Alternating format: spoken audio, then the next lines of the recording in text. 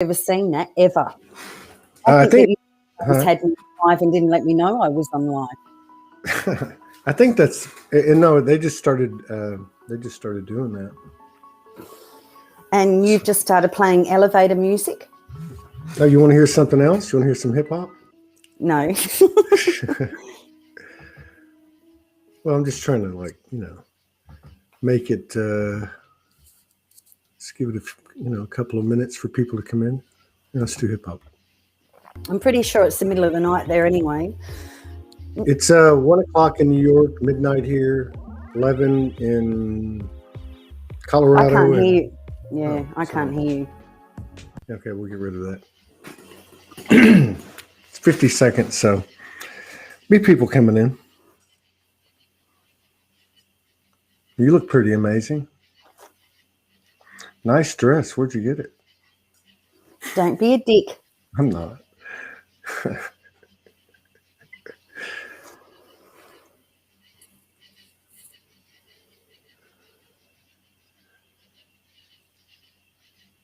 This has probably been the most uneventful part of the Ascension in the last 10 years. Going back to 7-7. I'll say 7-7, just as a marker. What's uneventful? Today? I'm making a joke. I'm saying that what we've experienced in the last 10, 12 days has been the most uneventful part of my Ascension.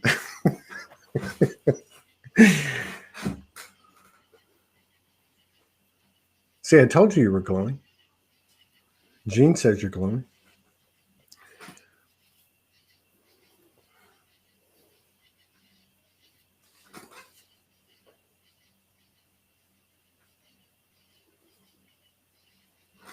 Oh, I had something weird happen in the kitchen.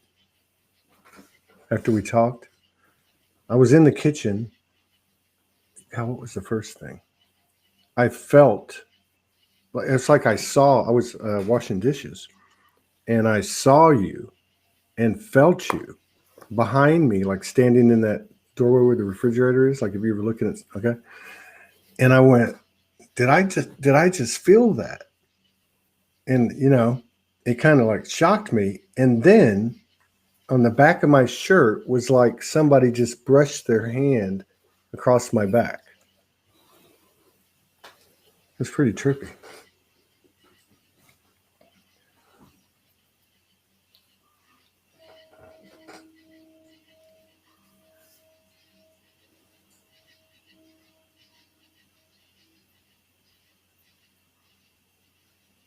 So what's been going on the last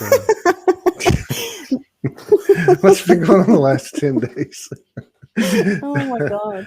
It's been longer than that, but why don't you tell us what's been going on, Todd Medina? I don't I'm not ready to. I will say this, especially after doing those 2 shows today.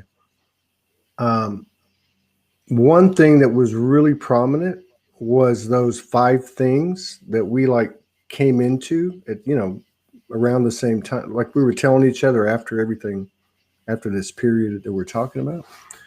That was pretty cool because that was like a really loud validation of telepathy. Because that was pretty cool. That was very synchronistic.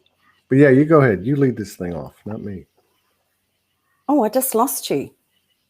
What do you mean? I lost the screen. I don't know how I did that. I don't know. I found you. Okay. There we go.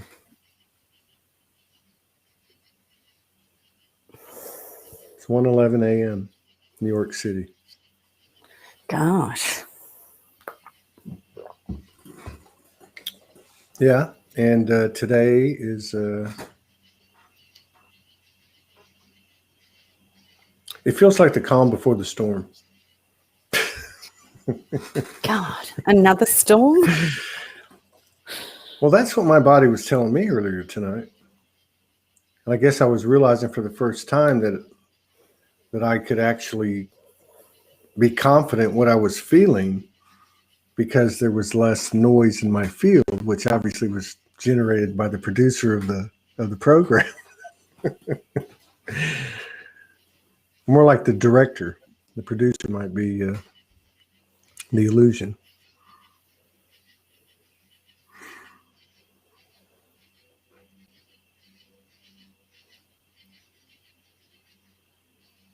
So what's the last few weeks been like for you then?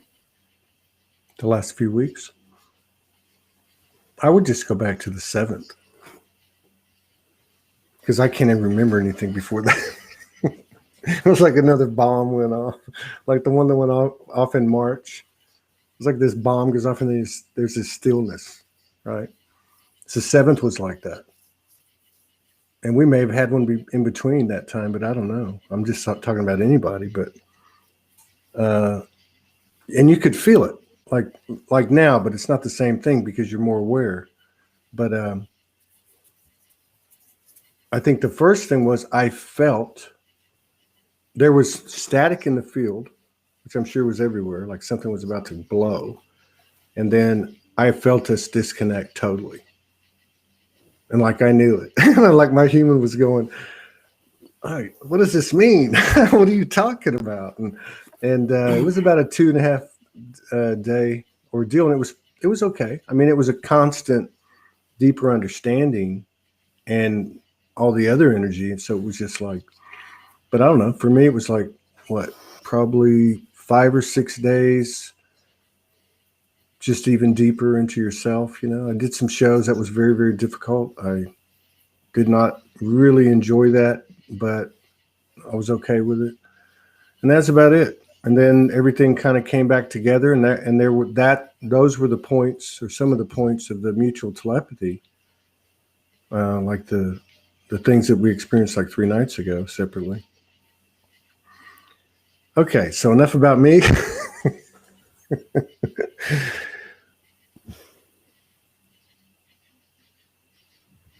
But you know, coming out of that, that show that those 2 sisters came on, like that kind of energy has been like poking its head around everywhere. I see it. What kind of energy? I don't know. Just this, I don't know, this sovereignty from a place of peace, no turning back. So you've been in peace for the last like 10 days. Yeah. I think overall, yeah. Who says you can't find peace and pain? And pain and peace. I mean, I feel good about it. I feel fantastic about everything. I'm excited like a little boy. Today, yeah, today you do. Yeah. But we've actually been through like a really difficult period, which I don't know if you're trying to avoid talking about or... No, I just wanted permission. All right, let's start again then. What has the last 10 or 15 days been like for you, Todd? How much time do you have?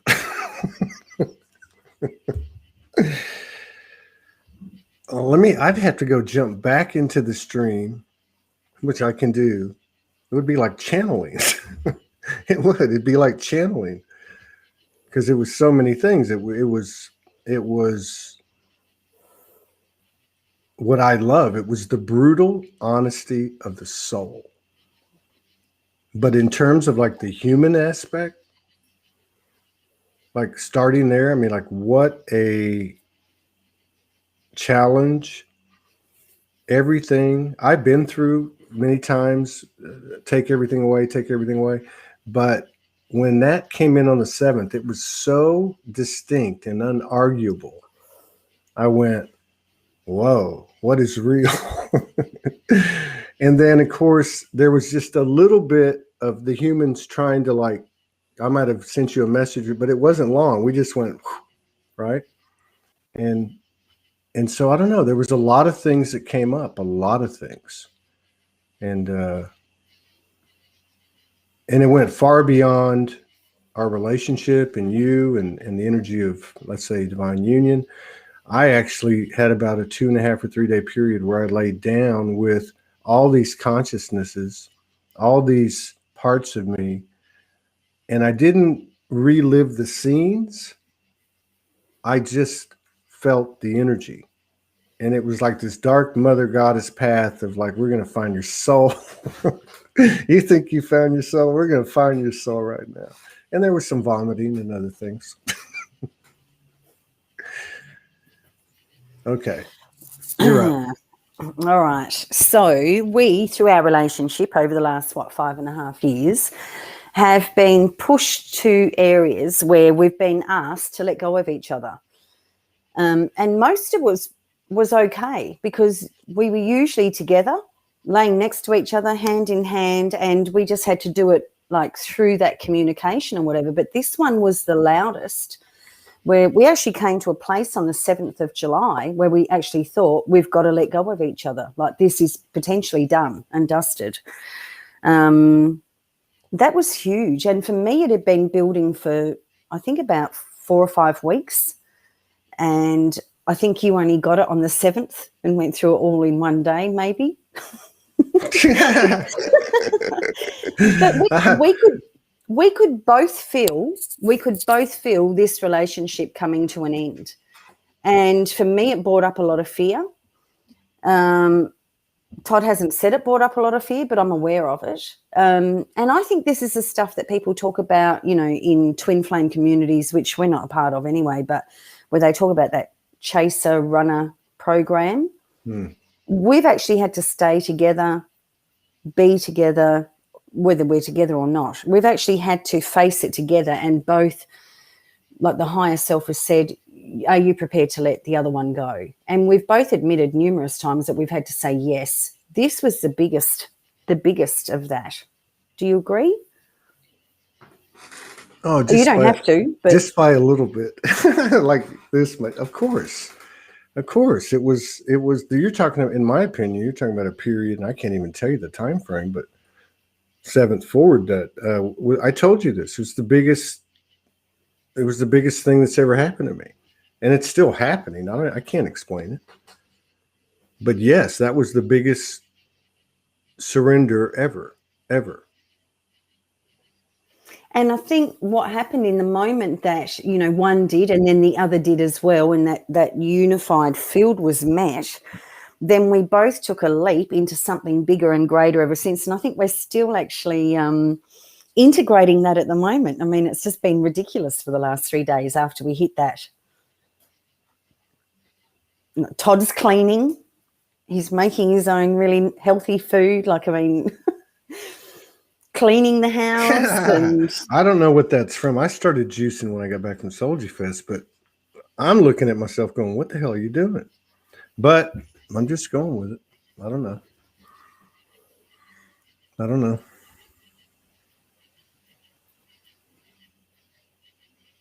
Very powerful experience, though.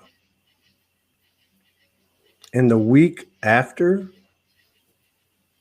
the 1st and like the 13th through the 20th, those two bookmarks are my Earth parents' birthdays. It's only the 17th today. There is no 20th. No, I'm saying this period afterwards. I just thought it was kind of ironic because it's the next 7 days are my dad's birthday, my mom's birthday. So the space in between your parents' birthday is when you integrate what just happened. So in that time, and in that time period as well, and I'd say from the end of May, where we play in dimension together, whether we're learning from each other or having Herioscamos or the light bodies are doing things together, or we're just having conversations or doing activations, like all of that stopped during that whole period as well, didn't it? Yeah, except in May. You're talking about May? Well, for me, it began at the end of May. In that time that I was driving, in that period that I was driving from Melbourne up through to Queensland, that 33-hour drive, that's when it started for me. And I think maybe the 7th of July is when you became aware of it. I don't know. I know the last time that we connected was at the Soulogy Fest late at night. You were just getting into that environment, and you went into this deep channel. Well, almost like the level of what we were building up to. I mean, but yeah, you're right. So really until now.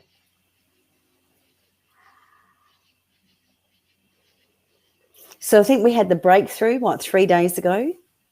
Maybe, this is our 3rd day. So the night before, so we're on our 4th day. Yeah. Where we've just turned into gooey mush or whatever again every time we see each other. Well, there's a lot to get to that gooey mush. It was a lot. Like usually when we talk, your hair's all up here and you look like a werewolf or whatever. I mean, you've been shaving every day and your hair's all neat and tidy and you're all lovey-dovey again and beautiful. Well, that's what happens when you get bored and you live alone. I'm kidding. It's all, there's no coincidences. It was like my higher self shaved me. My higher self's got me in there juicing, making these incredible mixtures. And I don't know. I just made some holy tea. It's a blueberry tea, organic, with organic fruit chopped all up in. I never did stuff like that. I don't know what's going on. That's the first. Your higher self shaved you. Yeah. I think that's what happened. I'm serious. Look how close it is. But I kind of like it. Seriously. I mean, do you at any time find yourself just kind of dumbfounded? Not like ignorant. I mean, I'm talking about like, this is a lot.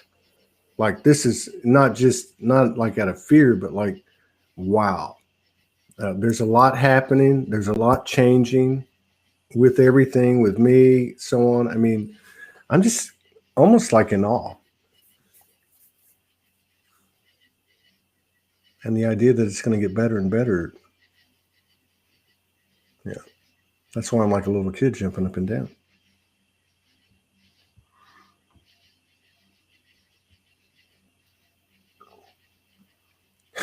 Andrew's higher self just rolled him a joint.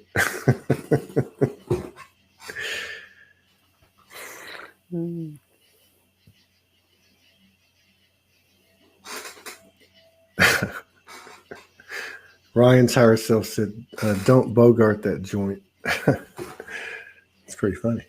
I don't know what that means. It means don't hog it. For those people back in the day when you would pass around a joint, one person would always like sit there and hold it and smoke it. And that's called a bogart. It's kind of like a vampire energy. Yeah. So that thing you wrote today,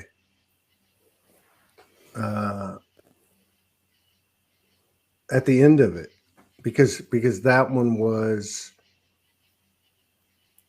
it was, I think, more than one word: fear of rejection, fear of abandonment.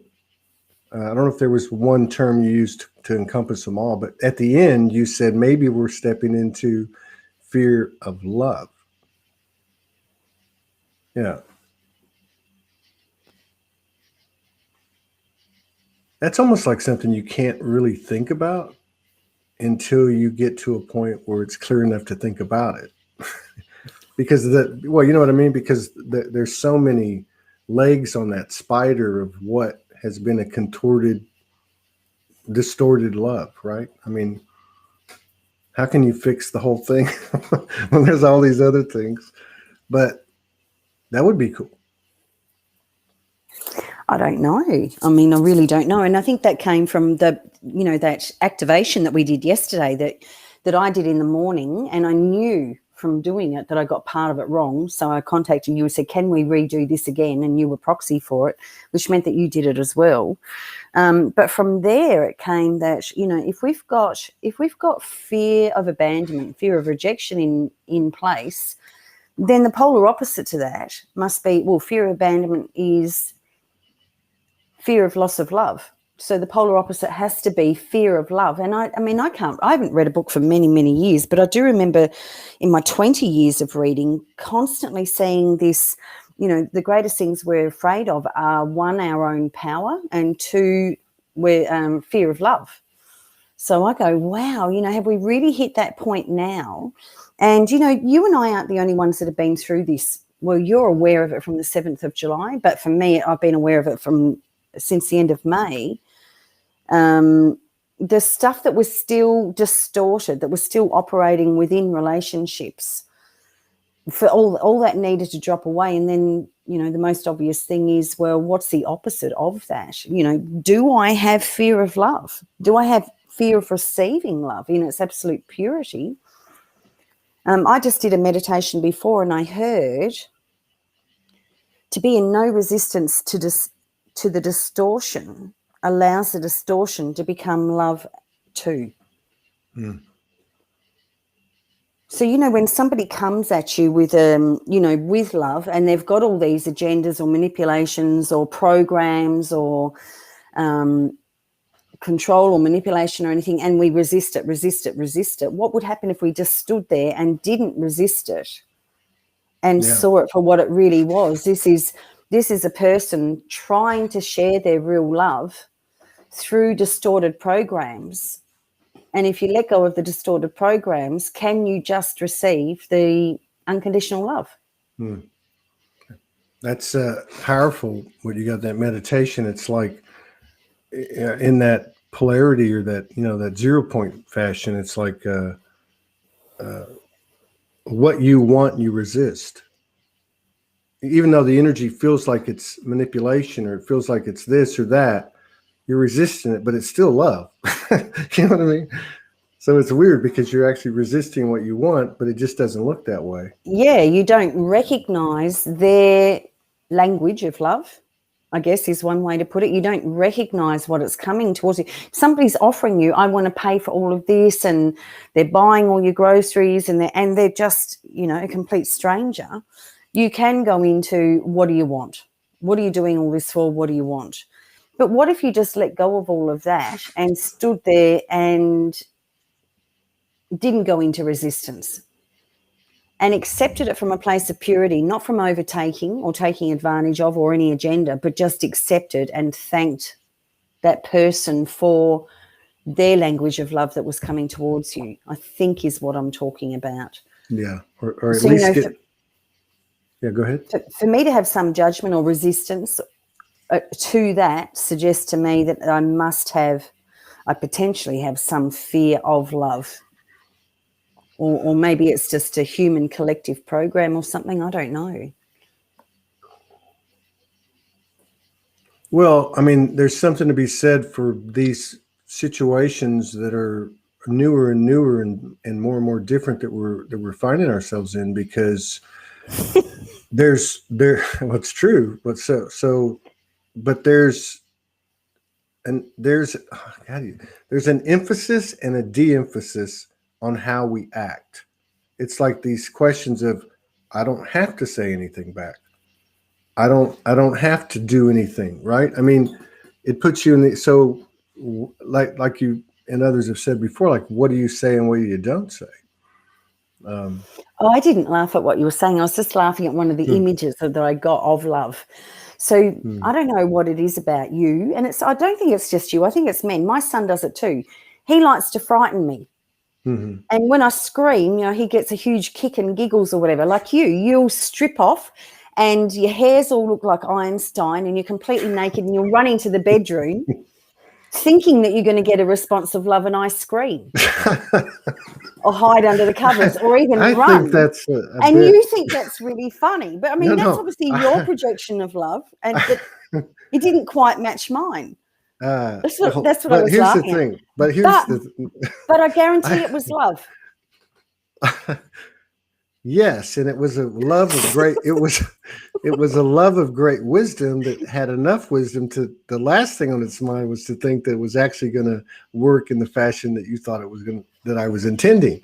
No, I know, but you still got a kick out of frightening me like that. Yeah. Like I'd be sitting downstairs or talking to a friend, like I might be on the computer with Gail, talking my heart out to Gail, and then next thing you walk in completely naked and I'm screaming.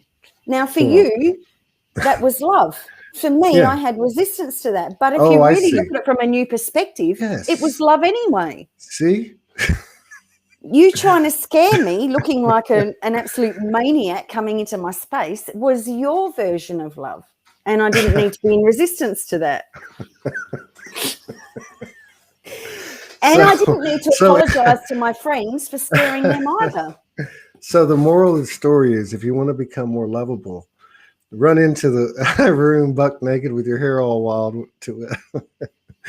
Oh, that's funny. That's a great metaphor. It's funny, but It is a metaphor. It's like my son will come up and sneak on me and scare the crap out of me. I've screamed. It really scared me. But for him, he got a real kick out of making his mum scream and jump. That's, one of the pictures of his love. I don't have to be in resistance to it. I don't have to ground him. Not that I ever grounded him for it, but I've felt like it, or slapped you for scaring me like that. But understanding the different versions of love and actually looking to yourself, why have I got resistance to him scaring me like that? Rather than, oh, wasn't that sweet? He thinks that running around naked with his hair all up here or whatever is being loving. And a bit primordial. There is some golden light being bailed me out. She says, that's the animal within. I don't know if she was talking about that. But I think that's a typical male thing to do. Males, like in school when you're a kid, they used to come up and pull your pigtails or whatever. I mean, after all, we lived in Kauai, it's full of chickens and roosters, and it's actually really funny watching the roosters because they're so full of shit, and the chickens ain't scared of them. That's the craziest thing. It's funny how nature works. But yeah, you're right. I think, it was a funny metaphor, but I think the end of the day is recognizing if somebody's delivering something towards you, recognizing no matter how distorted it looks towards you. I mean, I wouldn't do that. I wouldn't put my finger in an electric socket, let my hair stand up here, have my whole beard hanging out, my stomach hanging out, and be totally naked and run up to you like this, like to scare you and think that was love. But that's your version of love. So what in me, if I've got some sort of resistance to that, it's something about me. It's not about you, because if that's how you like showing love, then I don't need to have resistance to it. Sorry, it's just a funny metaphor, but no, it is. But it's a good point. It's a good point. In the literal part of it, it was totally true, except for the part about the stomach. It was flat. There's nothing wrong with mixing humor, but yeah, absolutely. What I find interesting is the one-on-one contact, which is far beyond just verbal, with anyone and everyone, seems to be very different. A lot of things come up. I find myself not doing a lot of things and just leaving everything alone, if that makes sense.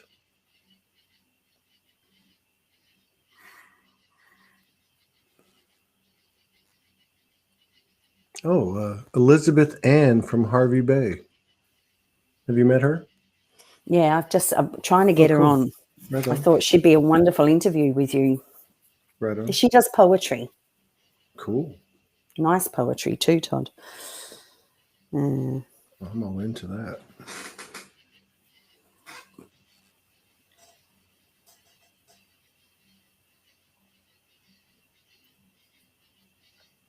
I can't really compare this last 7 to 10 days, it'll be like 10 days or 2 weeks, to anything else. Nothing else. It's like for everything you gave up, you got like 100-fold came in. And for every bit of a roller coaster or a variance in emotions and mental and all that, there was just this overriding, I know it sounds corny, joy, like relaxation, like little kid, come out and play, And I don't think that's going to go away.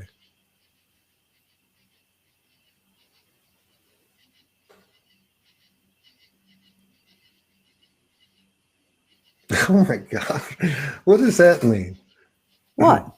You definitely have attachment to how his hair should look for you to find it attractive, with a laughing face. Julie Pershing. I'm not sure what that means. I'm a little bit too vulnerable at the moment to consider my hair. No, I'm kidding. Did you spend any time like in that really excessive vulnerability? I really did. I had weeks Yeah. of feeling excessively vulnerable before we hit this. No, I married him. I've seen his hair every morning when he wakes up, and he does look like Einstein first thing in the mornings. Okay, can we get back to the subject at hand? And it's not judgment of his hair. I think It it's reminds beautiful. me. Okay, it reminds me of Interstellar. So you're the robot, and I'm gonna tell you, I'm gonna be Matthew McConaughey. So let's set the humor percentage at 8%. Where is it currently?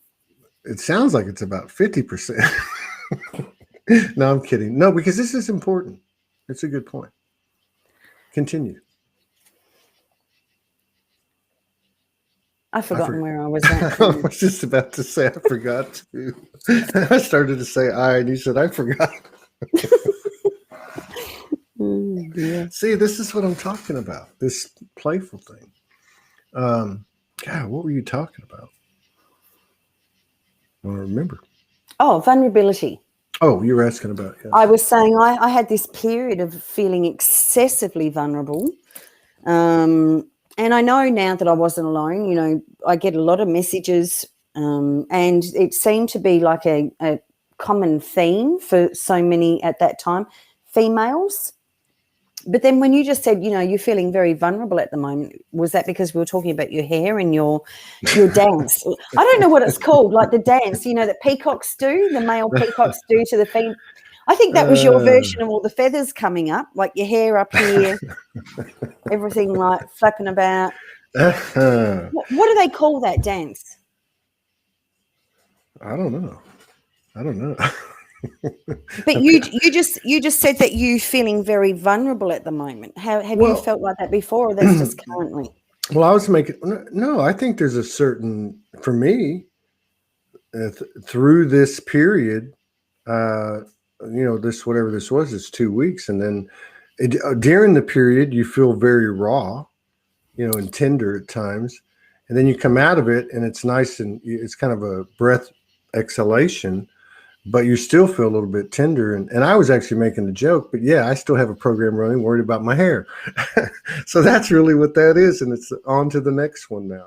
You know, I mean, yes, I'm working on getting over what's happened to my hair. But I think we were talking about your hair being all like Einstein, not anything else. Oh, I thought we were talking about something else. No. I don't think so. Not that I know of. So what happened yesterday? Talk about your version of what happened yesterday. What we did, we got like a massive activation. You want me to describe it or what? Yeah. What I saw? If you feel like it, or you can talk about something else if you want to. No, I'd rather do it this way. I'm usually doing it the other way. You just drive it. All right. So we did a session, and we hadn't done one in quite a while. Well, formally, let's put it that way. Yeah, I don't want to go there. I start thinking about other sites. No, I'm kidding. So I proxied because you had done the activation you had done the activation as it came to you. And then after you did that, it came to you that it needed to be larger, basically. And so you said, oh, I think just to be sure, I'll get Todd to proxy. So we hooked up. And so I remember, so what it was, and you might have to help me to get started, but so, because I might leave the initial part out. So basically what happened was you were presented on the map, so to speak, as a nodal point, like your soul was showing, and there was a pyramid visible, and I don't know how it went, but I just can tell you what was shown. So then what happened was there was like a circle, around that point, and then it started to like a bomb, like it started to like that, and then there was, because you live on a bay, so there was 3 more points of light that were in the bay, and there was 3 points of light on the land, and you were in the center, your light, and they were symmetrical and basically mirror images of each other, right? And so they all lit up. They each had a pyramid. I understood that each one of those was, and, like you were all part of a lineage of ancient lineage, galactic, and all that other stuff. And so at that point, and it might have happened before, but it doesn't really matter. It's the same in the end. At some point, it started to activate, and it was this geometric figure that kind of looks like a wheel, but it's kind of an off-planet sacred geometric figure. It's not a square. I've never seen it. It was kind of pink, and it started to just start spinning really fast, and then and it had like a projection or being projected on, or one and the same, of like a cosmic light. Like you could see that it was coming from the heavens. And then there was a blue one that was beneath the pink one that was kind of like founded on the earth, or like flat on the earth. And it started spinning the other way. And it was the same exact thing with just a different color. And so that started happening. And then what happened, I remember this, and I don't even think we talked about this actually. But what happened was, like when the first one started and then the two did it together, all of these different ripples, but they weren't like ripples in a pond, all these like multi-dimensional ripples went out. And it wasn't just like on the earth plane, it was all over. So then after the two started, the third energy, we could call it the golden child energy or whatever you want to call it. We'll leave it at that. And if you want to add anything, that's fine. But the important thing is that it started to spin too. And the weird thing about that was it wasn't spinning in a way that we would know how something could spin. It wasn't spinning one direction or the other. It was like spinning in a really like a snaky kind of way, and you couldn't tell which way it was spinning. So it was really weird. But when that happened, everything just kind of exploded. And I just knew that it was a huge activation because I felt it in my body. I felt like the last few weeks, everything I've been going through, I feel it personally, but I also, for some reason, it feels like 50-50. And not to say that means anything good or bad or anything. It's just something I feel. I feel like I don't know how to explain it, but that was the same feeling. My body went crazy. It was right in line with what had been happening since coming out of that period of time. Like, so it had only been like a day or two. And it's continued. I think something really big happened. I think something amazing happened. And I think it has to do with I would say, I don't know, to me, I've been feeling like first half, second half. And to me, and part of this is because I had that thing we talked about last time with the Dark Mother that night, the same night that you had it, and you didn't know I was having it, and I didn't know you were having it. But because of that, I really felt like, at least in my own field, in my own essence, that the feminine had fully activated. And that's when I made the comment to you later. This is off the story, but I said, I wonder if the masculine's up next, like Father God, like, the Dark Father, all that stuff, just like with the other one. It would make sense. And it's kind of cool too, because we talk about that cone. There's like a cone and it goes into a channel and then a cone out. If you think about the cone that we came out of, that cone was a patriarchal, regardless of what level of balance or imbalance or distortion or not distortion in the realm. The fact was it was a masculine energy, and it's not even a question of ethics. It's nothing. It's just a fact. It's a fact. And as you come out of it, think about the energies and the first thing that comes out as it's birthed out of this canal, out of this channel, is that mother goddess energy, that creation energy. And maybe that's like trying to describe the energy of how I felt and feel about it. It's like that. And then if you look at the other part of it, the masculine, it's like, like curled up looking at this huge light going, holy shit. But the mother energy is there, and you're like, okay. Kind of like we're all experiencing, like, okay, this is okay. I can do this. I can do that. Okay, it's good. It's kind of cool. I haven't heard most of what you just explained. I was sitting here like, oh, wow, I didn't know all of that. We were asked to do that, I was asked to do an activation yesterday, which was an extended version of something that I usually do anyway. And that was to place myself in an octahedron, which is very cool to do. And there are a few other things you can do in there, like igniting your inner spiral and all sorts of things. But yesterday when I did it, I was asked to expand it from just beyond my own field into, encompassing my bedroom and this house and then the whole property. And because I came to house sit and the person, I said to him a couple of weeks ago, I didn't agree to this. So they've moved into the caravan out the back.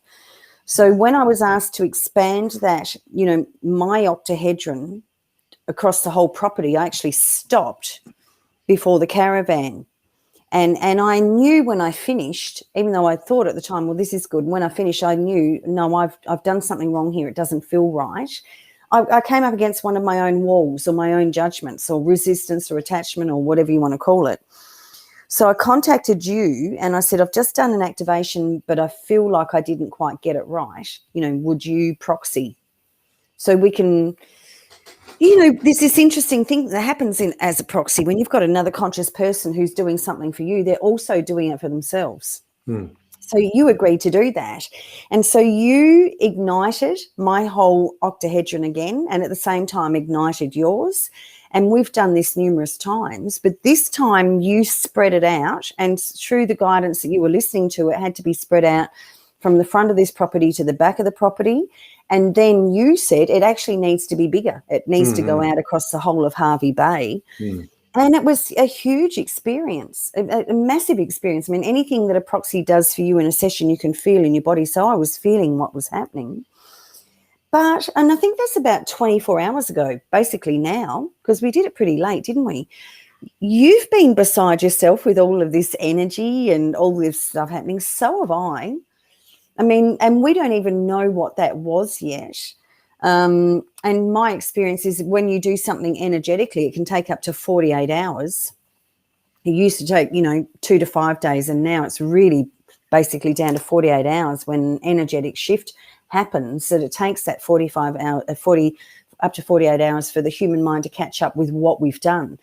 But both of us have just been like in this place of, God, Father Christmas is just about to arrive, or something. I don't know if either of us can explain what that is.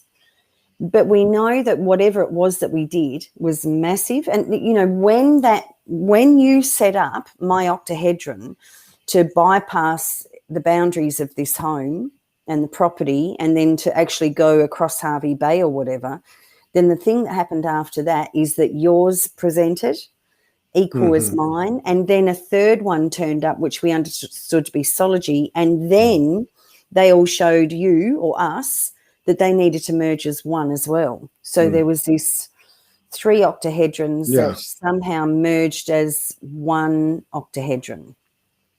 Yeah, it was like a triple octahedron. And I'd seen it. I can't remember what happened, but I'd seen it either right when we started or something, but I'd seen it. It was like showing itself on the way in and the way out, basically. But yeah, that was cool. Yeah. And the other thing that was cool too, by you doing it, you had no attachment to that older man that old man who's probably about 69. Sorry, all the older people. I'm in that category, dear. No, you're not. You're only 59. Oh, I'm sorry. You told me I was 60 several times, and I just I forgot said I was 59. You're nearly 60. That's only my own wounded ego trying to make you look and sound much older than me. But you didn't care that he was there, and you understood to just spread my octahedron, my energy field, straight through. And I think that we understood from that is that we don't have to change ourselves to be in another person's environment, that we don't have to do anything, that if we're there and we're with integrity and compassion and understanding or whatever, that him, even though this is his home and he was meant to leave 7 weeks ago, my energy spread over the whole property. He'll either align with it and leave, or he won't be able to align with it and he'll have to leave. Or maybe I'll leave, I don't know. But, a few days ago he was going to leave yesterday, and what's now Saturday. I'm probably going to give it a couple of more days. But I also understand today that, at some level I must have some resistance, which is why I'm creating this. Otherwise he would have left 7 weeks ago. But, yeah, that was a really, really powerful experience for both of us. And we're both like a little bit like, oh, God, now what? What's happening now? What's coming? Yeah. Try doing this 2 or 3 times a day. Well, that's what I'm going to tell you. I'm going to tell you I've never been so angry with my higher self than that period. It was probably like a 5-day period. I don't want to exaggerate. But I had a bunch of shows. I mean, there was 2 to 3 a day. And I kept hearing, you got to go on. You got to go on. And I was much worse than this. I was all over the place. I mean, it was brutal. It was very humbling, though, by the way. But yeah. But I think people are okay with not being okay now, I mean, what I mean by that is like some of the veils that people have put up or that we have put up ourselves, we're taking down ourselves for ourselves. And as a result, I guess, we're easier to detect, as something that resonates. Hopefully. Don't ask me. I don't know anything. I have a lot of friends flying around over here. One flew in my hair. Probably won't see it for a few years. What, the being or your hair? Something flew in your hair. Yeah, into my crown. I think I'm getting an upgrade. It sure feels like it. Whew, man. When do you think, maybe it's just in my field, but creativity will come on board? Like, I feel like that's going to be a big characteristic of truly us all really stepping into our power, without any type of interruption. You know what I mean? I keep hearing chop wood, carry water. And for me, that looks like, I wake up every morning and think, what do I want to do today? Well, most mornings I want to go straight down to the beach and walk along the beach for an hour or two, most mornings. Or even if I want to paint around here or clean or look, whatever I feel like doing, as long as I'm doing what I'm choosing to do for myself and I really want to do it, I find that that it creates me being in flow, and creativity gets ignited from that. It's like chopping wood and carrying water is honoring the human, nurturing myself, loving myself, doing what I need to do for myself. And then the very next thing is I just automatically align with that creative energy. Yeah. I thought that I could just in dimension chop wood and carry water. So I've been laying on the couch, more than I should. So then I started chopping wood and carrying water. No. Today, when you made your special tea and you've done a little bit of cleaning in the house, and you'll probably stay up all night being creative now. No, I don't see that. I started about 2 days ago. I started getting creative again. But I don't know. I feel like there was a lot of integration. You didn't even, I don't know. I don't feel like I even had a choice. It was like everything was set up perfectly for me. Really. I mean, I came back. There was like a 2 or 3 day period. I was just probably sleeping. And then there was I don't know, 2 week period of integration, end of June before that whole thing started on that 7-7 gateway. Oh, we got a Lionsgate. What do you think about that? 22 days. I think I feel, and I don't know anything, but I'm feeling like it's going to be one of the biggest ones that we've ever seen so far. I feel like everything that we've been, and I don't know if it's for everyone, but I feel like this year the level of, down the rabbit hole has been bigger than ever before. The expectation of transformation and change has been bigger for me than ever before. I mean, to have to pack up and leave America, which made no sense to me, and then abide by that and go ahead and do it was a huge thing to do. And I really feel like all of these really different things that we're doing, all the work that we're doing is for a purpose, is raising the frequency, with no attachment to what does that look like. I'm not thinking, well, everything I've done is going to cancel out all the lockdowns and all the border closures around Australia or anything. I mean, I don't know what it's for, but I do feel like the 8-8 gateway is going to be something significant for all of us. I feel bad saying that in some way, but I that's how I feel for me. Well, and you said something too, not today, but I think, well, today, but not on this show, that something would become, you felt, you weren't saying like this is the way it's going to happen, but you felt like you were feeling like something would be concluded by the 8-8 or by the end of the 8-8 or something like that. No, commencing. I feel less commencing. collusion and more commencing. I feel like something significant is going to commence after that, after that gateway. I'm going to be a little bit more open about this. I really feel like it's to do with the feminine standing up a little bit more, coming a little bit more into a power that, that he's dropped a bit more of that. And I don't mean this in a judgmental way, more of his distorted old patriarchal power is dropping. And I don't mean as an individual, I mean collectively. And so there seems to be more support for her to come up and be heard and to be a bit more outspoken. And she's starting to feel safe to come up and come out and actually share what she was always meant to, really. God, that's a fairly bold thing to say, but that's what I'm feeling. And I feel like the 8-8, and I've been feeling like this for a long while. And we spoke about this a few days ago. And then I noticed yesterday there were 2 or 3 things. You know me, I don't spend a lot of time on Facebook at all, but I did last night. I probably spent half an hour on there. And there was a great post from Sophie Bashford who talks about the 8-8 gateway being about that. Mm-hmm. There's I think I shared them up on page. There's 2 or 3 posts that talk about August being that. And I think the 8-8 gateway last year, I actually saw myself as a lioness. I think we were in Sedona, was it September, October? You saw yourself emerge as a lion.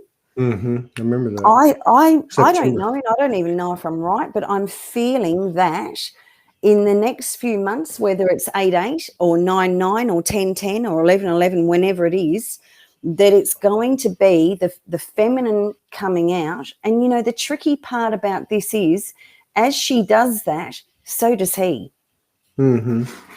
It isn't that she's bigger or better or more powerful or anything. It's just that he's finally there to support her doing that, and his bigness and greatness and his power is standing there right alongside of her. Well, you shouldn't I'm talking collectively, not personally. I don't have a problem with either way. So you shouldn't feel bad about it. Look at Julie's. I think this is speaking to the same energy. I think you can do whatever fancy things you can imagine, but there's an initiation here to use your voice and speak your truth. Oh, she says, I don't think that guy speaks octagon. I don't know if that was the same thing or was said in the same light. I thought it was something more general. I didn't know. Sorry about that, guy and lady. uh, all the women I have spoken to lately say they are far more outspoken than ever before. Yeah, well, I'm starting to get that way as well, and I've gone through a lot of tears in the last few weeks trying to find a way to say that and break down programs that prevented me from doing that. But yeah, I really feel like, and it's an interesting thing. It's not that the feminine wants to come in and take over and be the matriarchal and be in charge.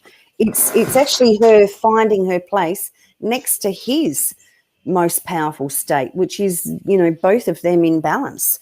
First within self, obviously, and then as a reflection of what's happened internally. Yes. Well, it only makes sense because if you look at it as energy, it makes all the sense in the world. We don't want to admit it, but there's a lot of things we have had to admit as we've expanded. That's what the universe is requiring. I mean, this is a very physical experience, and the energy, physical or non-physical, is alike, and it's changing. And we're going to see it in the physical experience, this handoff, this transition, this rebalance. And look, we've been watching this for 10 years. These groups have been initiated and populated by females. And why would all of a sudden the rules change? I mean, we're following the natural flow, and they were the first ones to start aligning with it. And so it just continues that pattern. I started off probably since the end of May, just saying no to what didn't resonate at all. Like if I was being disrespected, I just cut it. If my boundaries weren't being honoured, I just blocked it. So, that was the beginning for me. For me to be in the home of somebody else, a man, and find my voice and be able to say, I'm not comfortable here. This is not what I agreed to. I mean, it took me days. And talking to actually Gail Barnett helped me through it, like to find the courage. She's here. Give her a shout out. She's here. I saw her. I love her. To find the courage to actually find, to be able to say to somebody in their own home, I didn't agree to this. This is not what I'm comfortable with. And luckily for me, they went, oh, okay, and then moved out into the caravan. But they're still here. They're still here on the property. So, now I'm at that point of like, what do I choose now? Do I just say, okay, well, I'm just going to leave. I'm just going to leave and go and hope that something better turns along, or wait it out and see what's going to happen. But I think this is what we're moving to. And it's not that she's powering up. It's that she's doing whatever it needs to do to stand beside him. And that he's had to do whatever he needs to do to stand beside her, which means that whoever's doing that has done it within themselves. That's something that's actually been activated, and they've done whatever it takes for it to happen within themselves.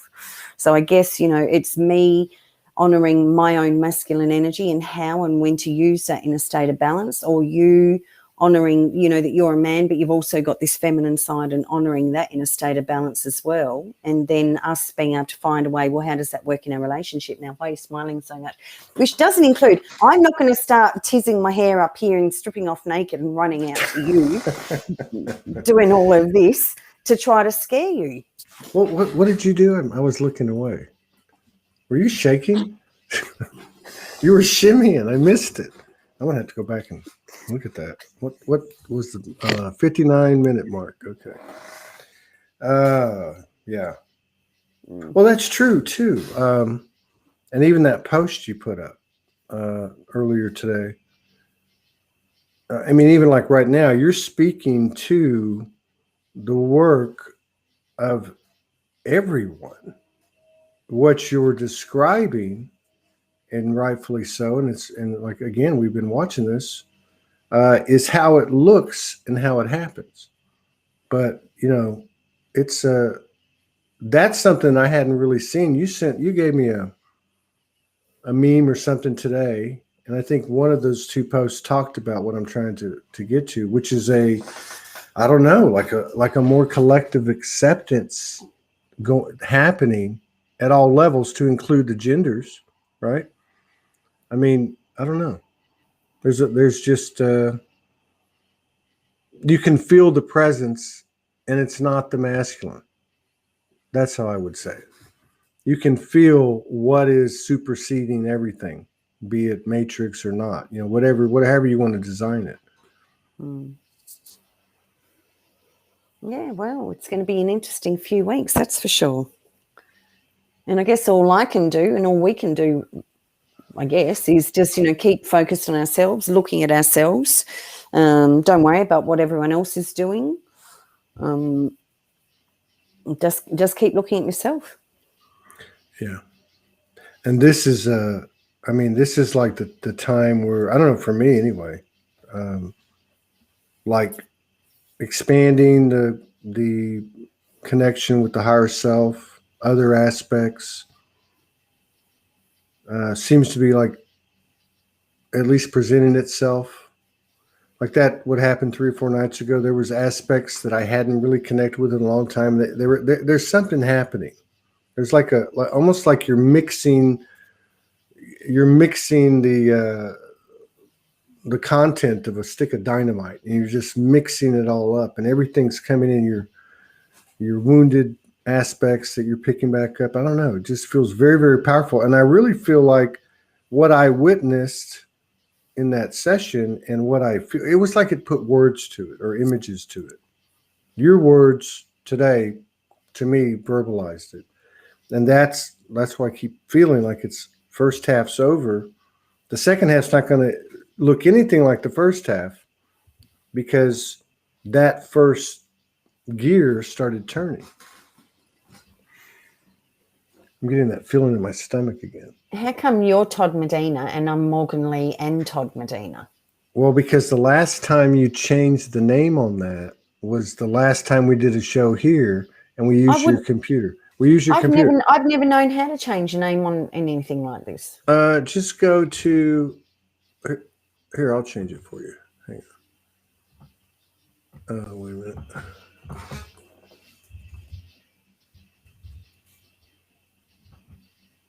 How's that? Magic. Somebody in Sedona asked me, so is your bride's name Morgan or Morgan Lee? And I said Morgan Lee. Because it's not. No, you always call me Morgan Lee. It just fit, huh? My name's Morgan. Morgan, the lioness. My surname is Lee.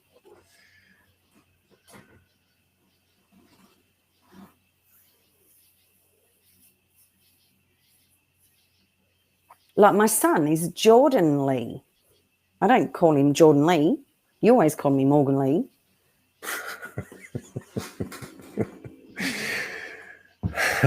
And if I'm angry with you, I call you Todd Medina. But if I'm horny about you, I call you Todd Medina too.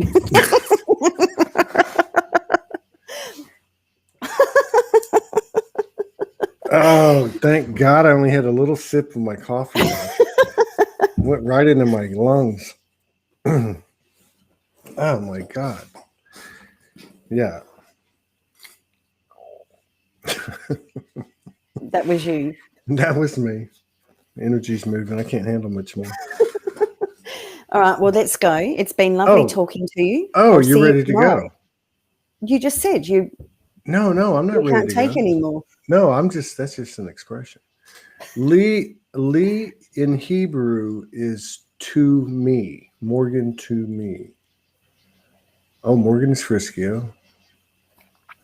I have to. No, I'm not frisky at the moment. But if I am, then I usually call you Mr. Medina or Todd Medina. But I'll also call you Todd Medina if I'm angry. Yeah.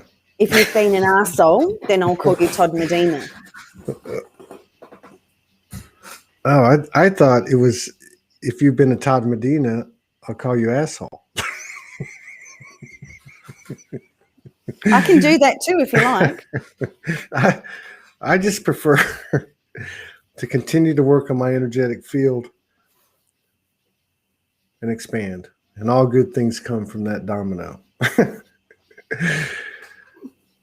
Well, you know, at some point, I mean, you've always called, since I met you, ascension growing up. Growing up. And so at some point in growing up, what do you got to do? Be it a teenager or a kid or whatever, you gotta listen. Basically, listen and apply, because by then you've tried everything else. Nothing wrong with a full life, but I'm sure glad to be here. Go ahead and rip me one, Morgan. What does that mean? That's Bruce.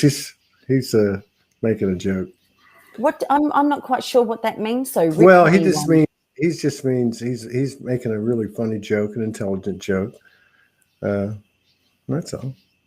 Here in Australia, that means something else. Like, I would expect my brother to say that to another brother, like literally my brothers, or my son might say to mate, rip me one.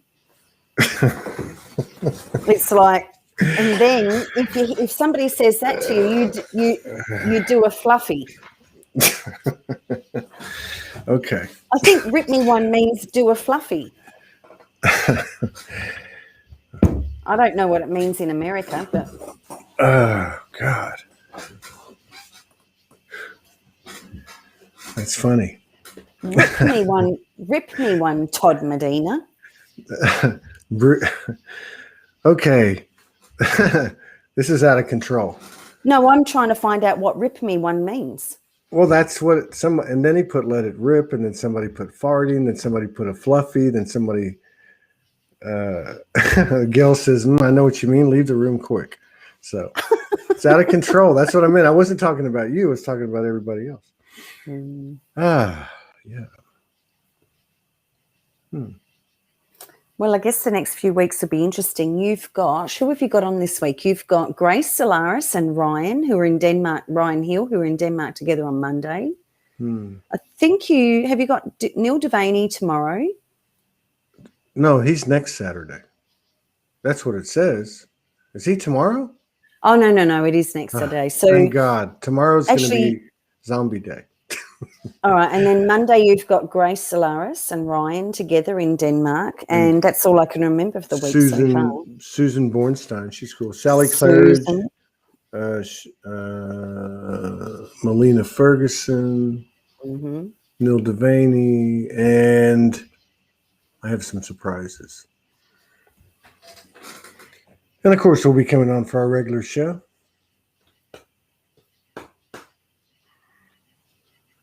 Which means we just come on whenever we feel like it.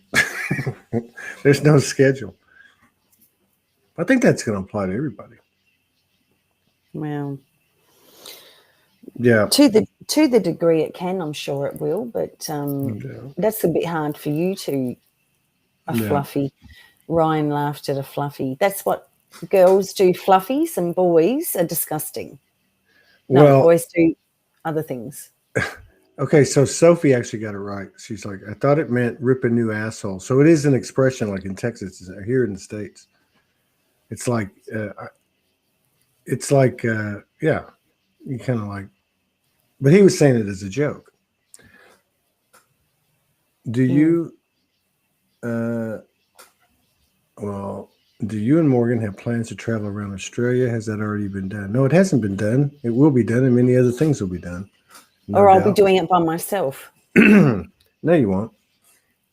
No, you won't. You should know my magic better than that. And that's not being arrogant. I'm just saying, what runs the magic? The heart runs the magic. So, and I got to say this, it's worked. And that's one thing I kept telling myself. That's one thing I told myself with what we started talking about at the beginning of the show. Like you asked me, what was that like? I think I probably grounded a lot softer than it could have been or has been in the past, because I said to myself, you know what? First of all, I'm eternal. I know that. We got that one. I'm here for a very important reason. It's pissing me off a little bit, but, we've been through that. And I thought, wait a minute. I got all the time in the world. I have all the time in the world. I don't have to feel pressure, so it was really kind of liberating. And actually, that's when I started, kind of starting to tap into my creativity again.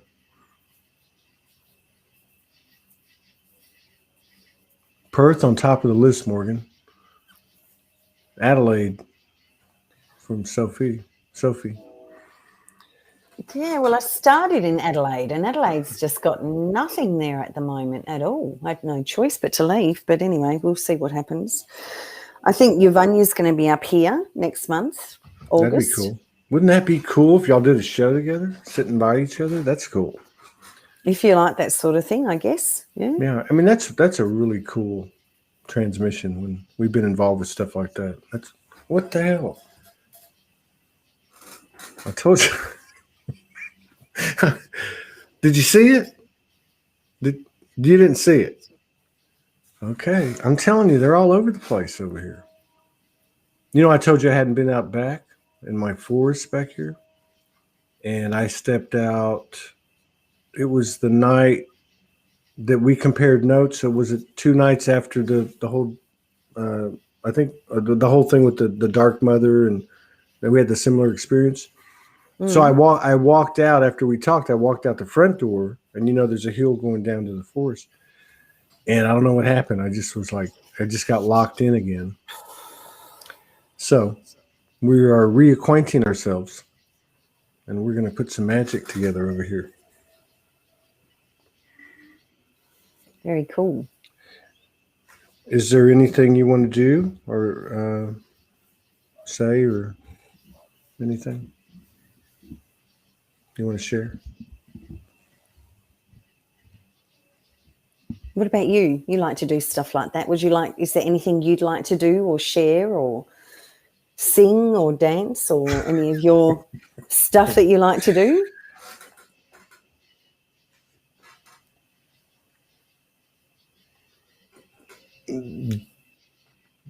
Do you mean now or in private? No, now. That would be dangerous. Just kidding. No, I'm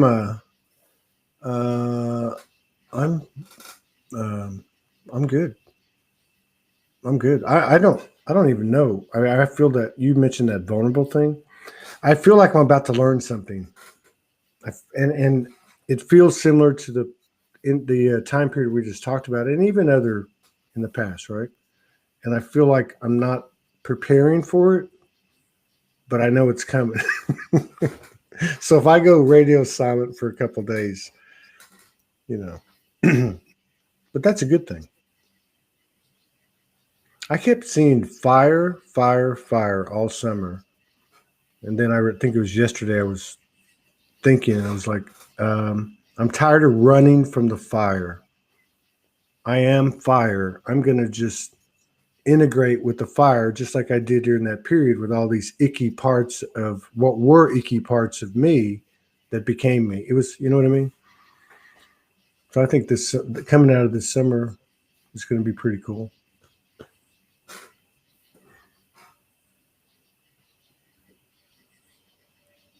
So no singing or anything? Well, what would you like me to do? I look like my new avatar. That's what I look like. Your avatar is the number one avatar that looks like the person I've seen, period. I wish. That was an accident. That just turned up it just turned up yesterday morning. I'm like, oh, what's this? And started playing with it and created an avatar. I went after that to try to make mine more look like me because I was impressed that yours looked like you, and I made it worse. Made mine bad. So I don't want to use it again. I won't be doing any more of those little posts with a little Todd standing there going, hey. Although I enjoy those. Those are fun. Those are fun. I don't know. What about a rap? Do a rap. I don't know if I could do one. That's a bit confronting. How come? Well, because I mean, all right. Ryan, I did a Bitmoji. Is that what it's called? A Bitmoji. I did a Bitmoji. I don't know how I did it, but I got it working. I haven't got a clue. I had somebody ask me last night, how did you get it? I'm like, I don't know. It was just there. It just happened. Is that what that is? Is that what it? Ryan's calling a Bitmoji. Like, do you even Bitmoji? Bruce is like, Brian, help. I was asking you last, like, help me. I didn't know how to do it. I don't know if that's really it, because Delia said everyone should do that, like you do, even Bitmoji. Maybe that's something else that's a rude word or something. I don't know. Anyway, I accidentally did a watch. I accidentally did like a cartoon thing of myself. Where is it? I don't know. On my phone. Can you show it to us? This is live. I don't even know where my phone is. Yes, yeah. I do. Here we go. I don't think you can see it. It's pretty little. Does it talk? Or you just look at it? I don't know if it talks or not. I've only just met it yesterday morning. Huh. So I sent it to you, Todd. If I scroll up. You sent it to me. Yeah, yesterday. Oh, you're talking about those things. Yeah, they're like a cartoon thing of myself. Yeah. There's sugar. There's an angry face one. Oops. Oh, which you liked the best. Yeah, that was a funny one. Yeah, I like that one. Hope not to see it again. Yeah, I'm happy to do the real thing. But so you're going to send me a picture. I don't know how to do this. Yeah, I see it. Yeah, those are cool. But I think they're talking about another app, Bitmoji. I don't know. I have no idea what any of it is. It's probably in the App Store. I meant as encouragement. What is that? Is it? I meant as encouragement. I'm not sure what. But no, I think that, I don't know, there's so many things that came up, but to me, I think really, for me, I'm going to have to go back to that, sitting with these energies of my experience. It was actually your step 10 that started it. That's actually what happened, because I actually made a list of like 40 things. And from that list, I stayed with the spirit of it, and just something happened. It literally was like a hallucinogenic experience, but there was such a, it was not the words, it was the feeling. It was like swimming in the polarities of what I was working on through the list. It was actually that physical. It was like a physical, like I was swimming in this plasma, and it was yuck, and it was nice. And it was like you had, I don't know how to, but to me, that's what started it. And that was the biggest takeaway for me, is now I know I could be walking down the street and somebody pops in my head that pops in for a reason, and I can go swim in that consciousness, or at least enter that, that pool of consciousness, and then work with it or whatever. But yeah, and I feel like that was a big deal, because it's a huge thing. You think about, like, if I just look at one thing, like blaming somebody else. Mm-hmm. And I'm going, I accept blaming someone else. I accept not blaming someone else. I allow blaming someone else. I don't allow blaming someone else. I honor blaming someone else. I don't honor blaming someone else. It's like, you cover every step. And then by the time you get to the end, no resistance to blaming somebody else, resistance to blaming someone else, accepting it, honoring it. It's like covering at every possible level. Then you're completely neutralizing any attachment to it in any way, shape or form, and it ceases to exist in your paradigm. Yeah. And you understand at some level there's no such thing as blame. Yeah. Like, how can there be such thing as blame if I'm the creator and I've created everything? it was only my human that fell into a storyline or, played in a movie for a short while, believing these certain things to be true. And that was so cool to come out of that. Understanding that, so many of the behaviors are in desperation to be loved. Yeah, and second nature. But and maybe what, like to me, it was because to me, and I got to say for me, it's the experience is always where it comes. And that can happen in a lot of ways, and you can do things dimensionally, or whatever. But there's something about when it enters your body, and that's more than knowing. That's something else. But to me, I guess the what you find on the other side of this equation, and they just continue, or it's not like nirvana, but what's on the other side of it is, in a nutshell, like what you posted and read earlier, or I had said on one of the earlier shows, which is essentially the same thing, which is you either become it or it becomes you. So in other words, be yourself, and as opposed to, and see, that's what my struggle was. I don't know how other people were, but because, I would say to you, victim consciousness only breeds victim consciousness. Victim consciousness can only communicate with victim consciousness. Now I'm sitting there looking at it, and you challenged me on it, and rightfully so. And I look at it and go, what part of me has a problem with that? And I realized that it was the part of me, that part of all of us that has to get the last word, or has to be right, or has to understand. And it just went beyond, right? And so what I ended up with was, wait a minute. You're the one always saying, hey, if you're looking over there, you can't be looking at yourself. And I don't know about everybody else, but I need myself full time. And I just thought, oh, you gotta go down that road. You got to go down that road of being in that space where you're just yourself, and you are sensitive to your surroundings, because we're all empathic and just operating this new way. Yeah. One thing I don't like is, I don't mind misalignments. I think that's part of it. Like, that's what it looks like when things come in the field for you to grow. But there's no reason anymore I think the field is strong enough now that we can live relatively free, or freer, of pain and suffering, and some of these things that are big parts of the. You're taking my breath away. You do look amazing.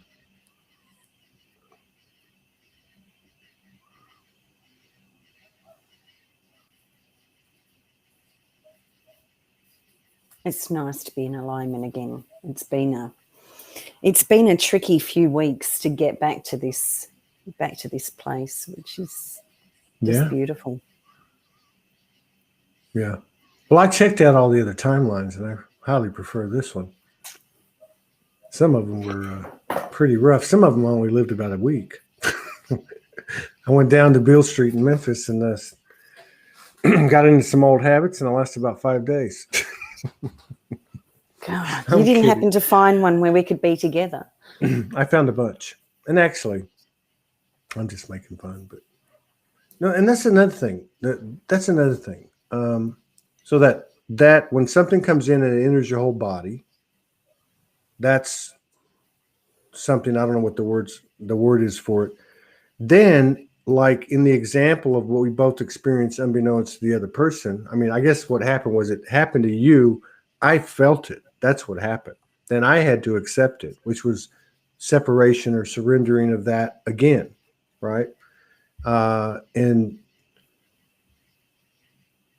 But all along, there's this knowing about what I would consider the journey, or the description of someone's journey, or maybe even two or more people that I know is there, but I don't know what that means. Does it mean literally 2 two people like us are going to go through this journey and end up in a castle on another planet.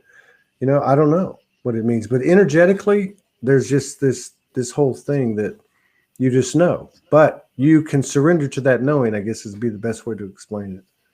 You surrender to even that knowing, right? But it never goes away. It's weird. I'm glad I picked you. It's been very, very expansive. That's one cool thing.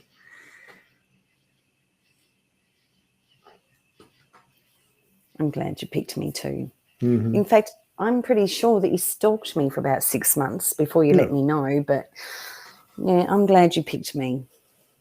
Can I am too. Thank you for saying that. See, she said embodiment, and I thought it was bombardment. That's where I got it from, because I'm always looking at embodiment. Tabitha Johnson says here, she says,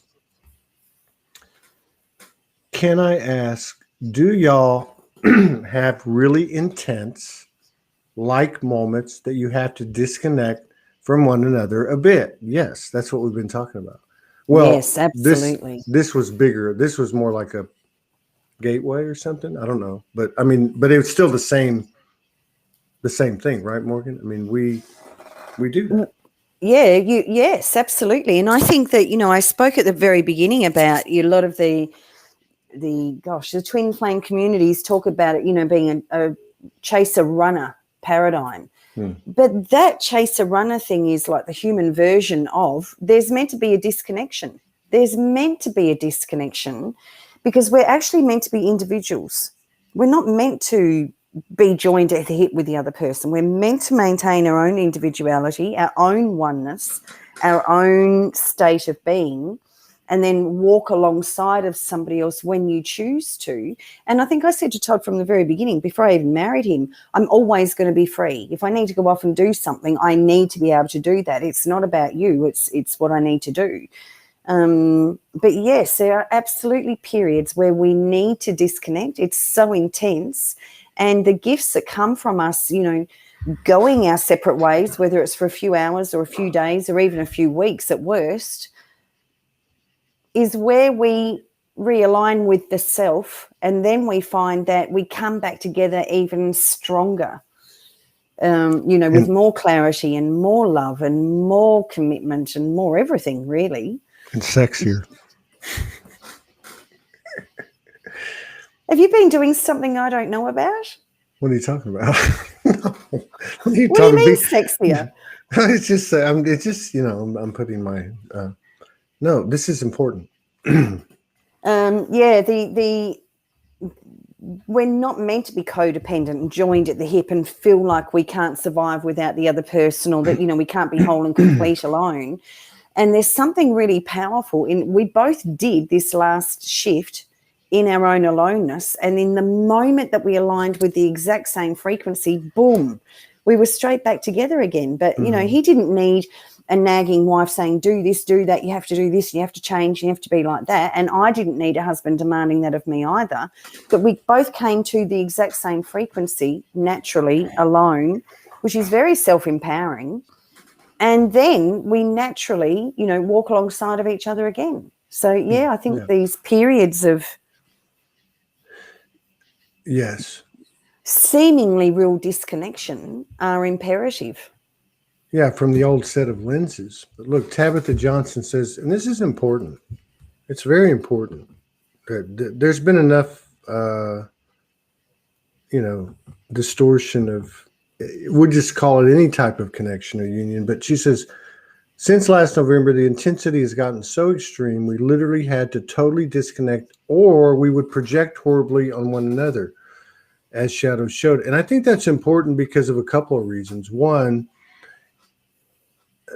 and I've said this on a few shows, but to me, the greatest gift of connecting with somebody at deeper and deeper levels, and it sounds like, oh, it's all, but it's not. It's actually taking deeper and deeper looks at yourself, and it's real, and it's worth it. And not only that, Todd, but we understood from the very beginning, I can't be balanced by myself, for myself all day, every day. I can't do that for myself.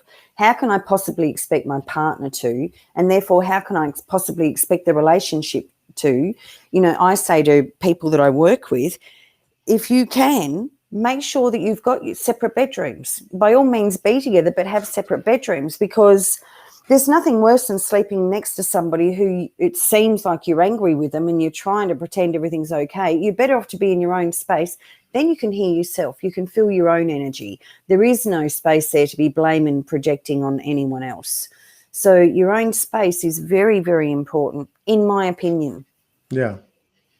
And, you know, the real side of connections, I mean, this is just my opinion, since we're talking about it, is this mirror thing. And I think this period that we're talking about, the 7th, you know, for 7 or 10 days after that, it was a real good example for me, because, and first let me say to that lady, Tabitha, and everybody else, these moments where things come up, that's really, you know, I know it's tough, but I mean, that's really a great opportunity. And I think we're all getting to a point where we're starting to see these things different than we might have carried them with us. And this is important, but it's real. So much of what we try to do is disassociate and get enlightened and get to a higher level. But what I was going to say about one of the things that happened in this dialogue that I had internally in my own situation over this period of time, when we separated totally and really let go totally for the umpteenth time, but in a way so deep and severe that it was like new territory by far. But so what happened was, I, in my humanness, recognized, or let me just say this, I computed a certain scenario, like she's going through this, or she's that, or she, you know, whatever. And in that process of taking those away from her and putting them on me, because this could be applied to anything, I actually found the part of me, which is the whole of me, which is weird, that was holding me and holding space for me. I was holding space for myself. And then immediately it brought equilibrium from my perception, because then somehow I understood, oh, you're over here trying to hold space for her and you're not watching your own stuff. And you're valid, you're in that old program. But now this is different. Now you have found this ability to hold space for yourself. And without even, you know, having to do anything else, that connectivity creates, you know, the same thing. And then, of course, the triad energy. So that was a big one for me. That was like a really big one, like, oh, here's how you can deal with this. And guess what? When you do this, all of that other stuff goes away. You're not in her head. You're not running on these programs of, oh, well, this person didn't answer my message and about Soulogy, or you know what I mean? You're not, and you don't, it's gone. It's gone. As long, I would imagine, as long as you, in those times, like when you say, you have said for years to me, just to sum it up quick, you'll go, sometimes it's you, sometimes it's me, and sometimes it's the energy. Well, you know what? It really doesn't matter. But what I do understand from what I'm trying to connect everything back is, when I feel this or that, I'm going into holding space for myself, period. And That's if you're doing that for yourself, that's you loving yourself, nurturing yourself, reparenting yourself, being present with yourself. That's, if you did that and nothing else, like then you're actually giving pure love to yourself, which means that you've become a mirror to receive that externally as well. Yeah. You know, when we're wanting some external thing to do that for us, we're needing it because we don't have it for ourselves. So that practice of doing all of that for yourself is everything. Yeah. And see, what's so cool about it is, and I'm going to say this, like, not just the way I see it. Like, it's not to just say, oh, just go out and do this or do that. I know everybody's not the same, but to me, if you have a connection, if you have a multi-dimensional connection that you feel has worked, and you're expanding in that connection, and you've got, I would just say, some like base templates turned on. Like, I don't know what that could be. It could be Christ consciousness. It could be divine masculine. It could be whatever, being a good person. I don't know. But I think that what I'm trying to say is that there's a feedback now, like an immediate feedback. I experienced it tonight. One of the things about being present is you start to hear yourself, and then you start to say, why am I always wanting to eat something after I watch a 30-minute show? Or why do I want to do this? And you start to follow the energy, which has been a part of what happened the past week. But it was happening tonight, and I had all these different desires that were second nature, that were basically distractions. And it doesn't matter what they were, whether it was something to drink, smoke, eat, or watch, or whatever.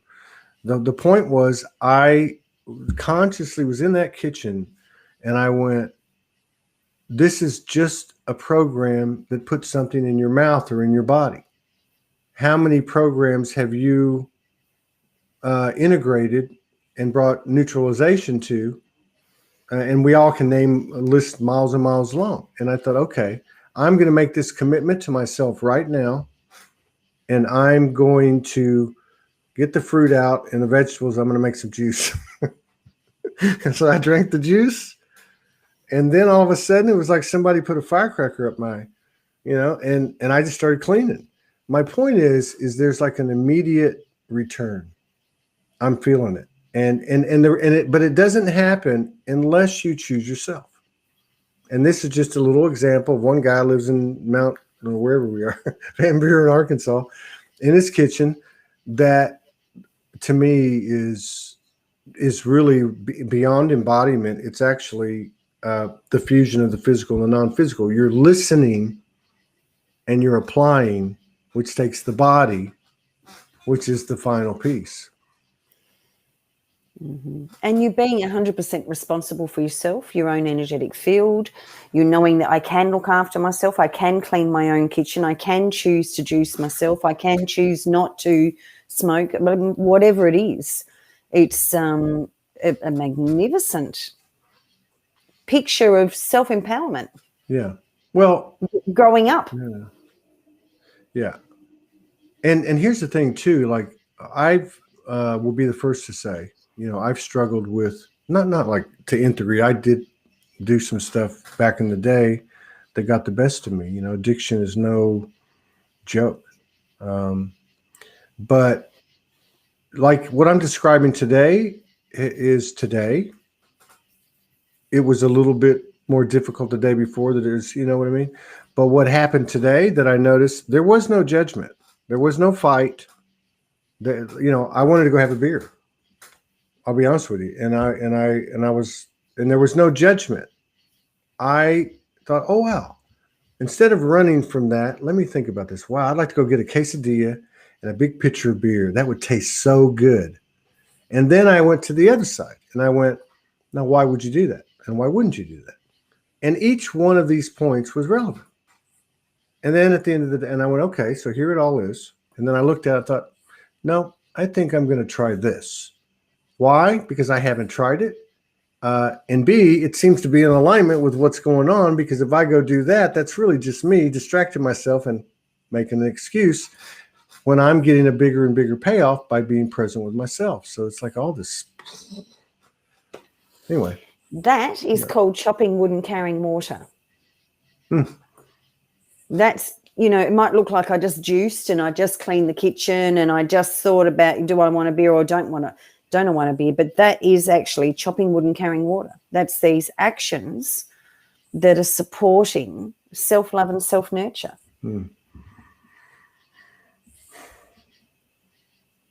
Very cool. I had a nightmare. I was chopping water. I'm just kidding. I'm just kidding. Yeah. Yeah. Things changing rapidly, very rapidly. Everywhere you turn. Everywhere you turn. Every person, every place, everything. That was a big takeaway today. I think it was with Franco saying, well, actually, it was both of Franco and Jason. But just my comment to him was, or my afterthought was, everybody's changing rapidly. There's new versions of themselves rapidly. And that's just something that's going to make it easier for us. But also for me, it was like a reminder to myself, be conscious of anyone and everyone. They're not who they were yesterday. There's a good chance they're not. You know what I mean? There's a, especially with the company that, you find yourself in, because like begets like. Anyway, I just thought I'd throw that in there. So how are we going to get you here? I'm working on that. I am working on that. And that would be one of the least, in fact, I'll go back to that Abraham Hicks thing. The universe knows your heart's desire. You know your heart's desire. The minute you start to go look for it, you're sending out two signals. I got that. That's that knowing thing. I'm chasing it. That's the creative spark. That's the universal carrot on the stick. This is how creation rebirths itself over and over through the mad love. Mad as in, that you use on the street. That means like awesome, great, once in a lifetime. But that's what drives creation. I'm convinced that's what drives creation is the love for creation. And this is how it looks. And it's kind of hot. I'm coming. Don't worry about that. Yeah, well, you might have to, because at the moment you can't even leave Australia. Can't even get out of the place. So I got friends in high places and low places. I'm a long time inhabitant of the inner earth, and I have friends. And you know what? I think that's a question that it may get to for a lot of people, maybe the whole world. Like maybe we design this thing where everybody's got to stay right where they're at. You know what I mean? Like as an impetus for true sovereignty. Like, when you just walk out the front door and there's troops on the street, and you just go, hey, you know what? F off, I'm done. Right?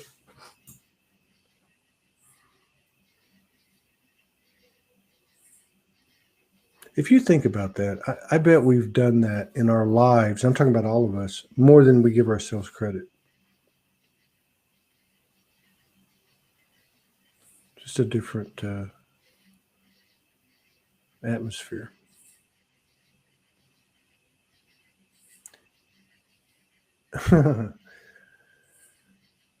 Judy Baker, she's so cool. Can I put up a GoFundMe to get Todd to Australia? yes. I think I don't see it being financial, or I actually see it being energetic, and I think it's tied to whatever with the collective. I love that. What's her name? Patricia Cota Robles that came on. Who, if y'all haven't seen that episode, by the way, I think it's Patricia Cota Robles, isn't it? Robles, okay. Well, Robles is how we say where I come from. Robles is like, what's that word you were saying to me yesterday? Bombardment. Bombardment. Yeah, bombardment. And I'm like, what is that? What is bombardment? Bombardment. But it's bombardment, but I thought it was bombardment because I always see embodiment. For some reason, I thought it was bombardment. I'm pretty good with words. I'm not quite as good as I used to be because I don't write as much and I don't read anything like I used to. But there's always been like probably less than 10, but they're like 7 or 8 words that I can never get right. Say labyrinth. Labyrinth. Labyrinth. No, say with an N. Labyrinth. Labyrinth. Labyrinth. But Patricia Robles, because I remember talking to her, and yeah, and again, if y'all hadn't seen that, it is a very good. It's the most popular one on YouTube, like even twice as much as David Icke's. But she said, because I asked her something about, I think I asked her about maybe physical teleportation or something like that, and she said, absolutely, from an energetic standpoint, the soul at this point in time requires total freedom in all regards. So I wonder if that freedom is going to be restricted in order for us to choose it. What are you laughing about? Did you hear Miss Morgan per the word yes? Yes, that's fine. Go ahead. Do whatever you want to do. That's, God, there's a lot of friends in here flying around.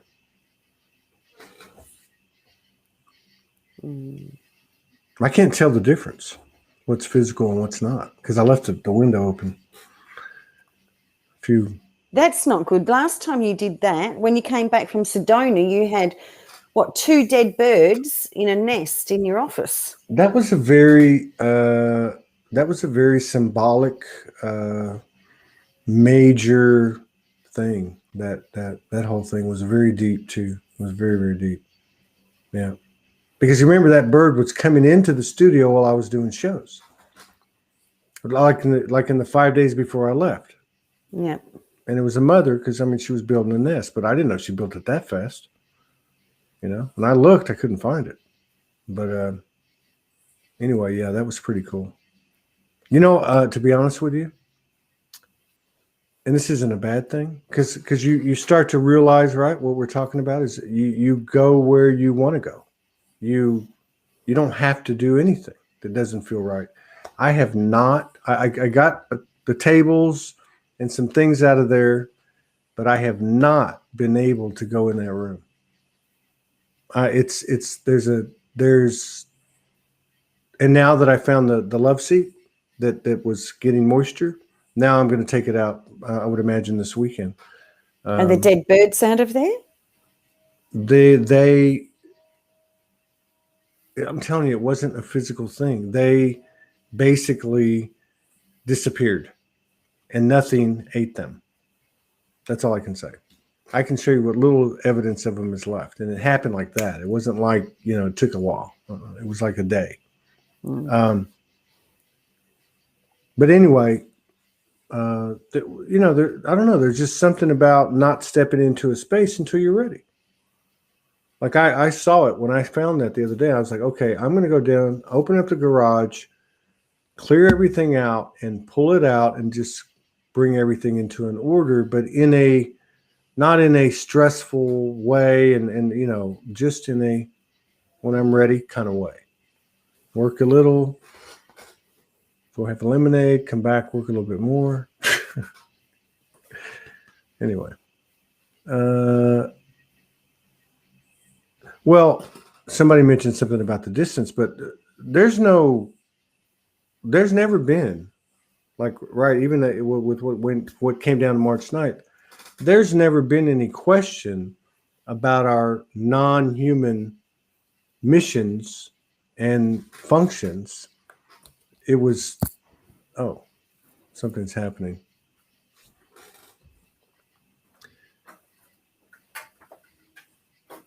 So maybe tomorrow I'll jump on and we'll do some open discussions or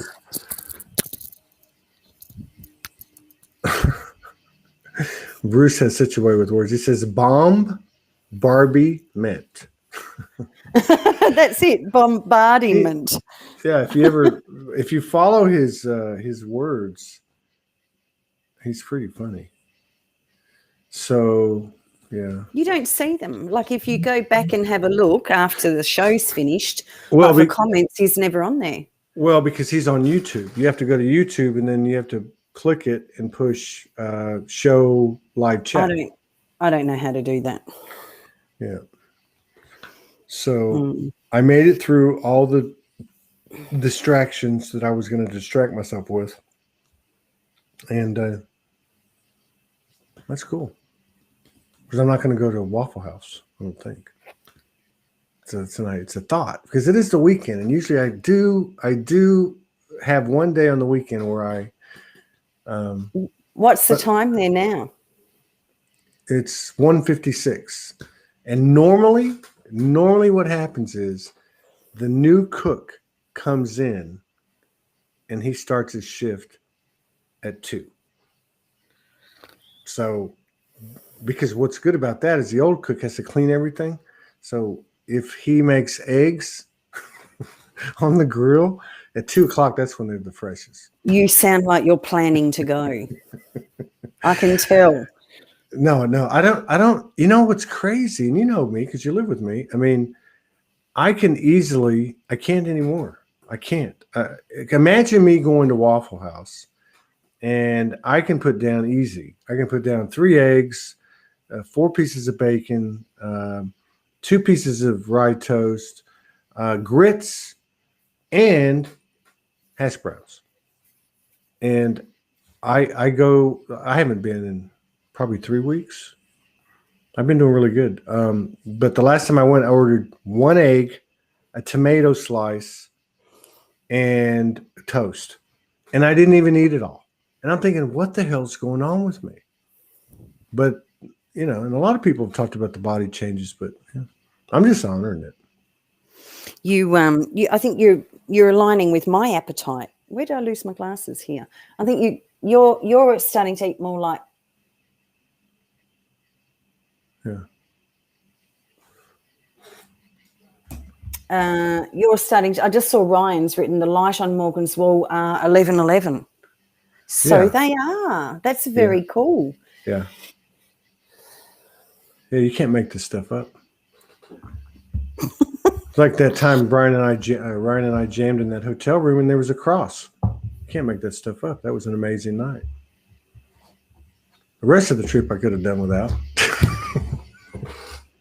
But we all have our past. I said thank you. You said thank you for what?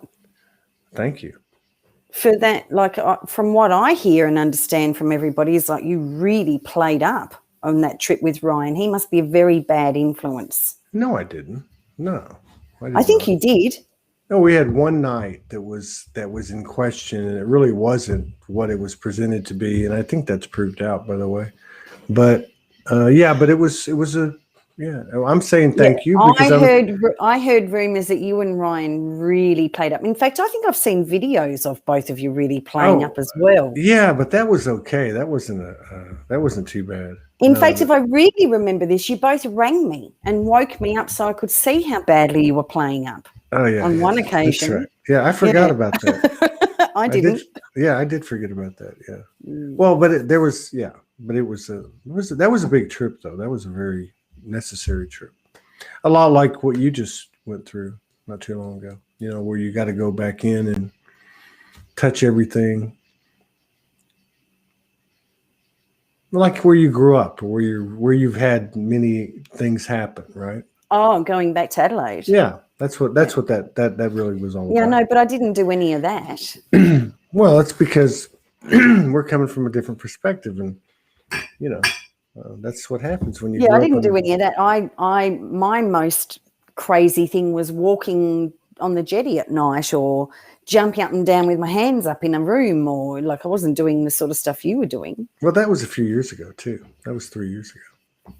And if I was gonna, and don't think. And again, this is part of the process of what I had experienced that I was talking about. That kind of culminated last week. Was look, there was a lot of things when you got on the plane, because then I went to Soulogy Fest, came back and kind of went into, but I could have easily gone into old distracting patterns, but part of the way for me to deal with it was to feel it, like really immerse myself, like I was talking about. And you don't have to do it necessarily. You can, but to me, you don't have to do it. And that was the gift, And it actually started in March when that came in. You got it, then I got it. We dealt with grief. And that's when I wrote those words, fear has nothing on grief, which means I can kick anything's ass because grief is like the biggest one. I mean, for me, it was, I guess, or is, or whatever. Yeah. Blah, blah, All blah. right. Shoot. I've had enough now. That's a lot of talking. I think I'm done. We should wait till 1:55:55. How about that? That's only 1 minute and 3 seconds. Yeah. And That's not true. It's 5:01 p.m. here. No, I'm talking about the time on the show. It's 1 hour, 55 minutes and 6 seconds. Honestly, I don't know how these all got in here. Oh, no.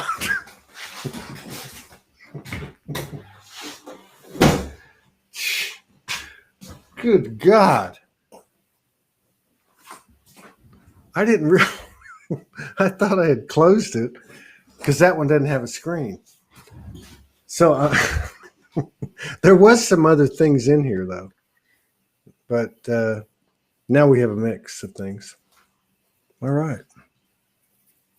Well, I'm glad we did this. It was good. Yeah. Let's see. It's 2:00. Are you going to be up a while? Well, we'll talk, right? Well, it's 5:02 and it's 1:55, 56, 57 now. Yeah, no. I was just signing off. So, God, my ears hurt.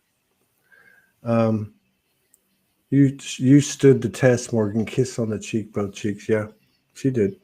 She sure did. Thank you. That's what I was talking about. All right, everybody. Thank you. And thank you. And thank you, Bruce. Thank you, Gail. Yeah. Thank you, everybody. And thank you for the continued love and support and contributions that allow us to keep doing this. All right. We'll see you. Bye-bye.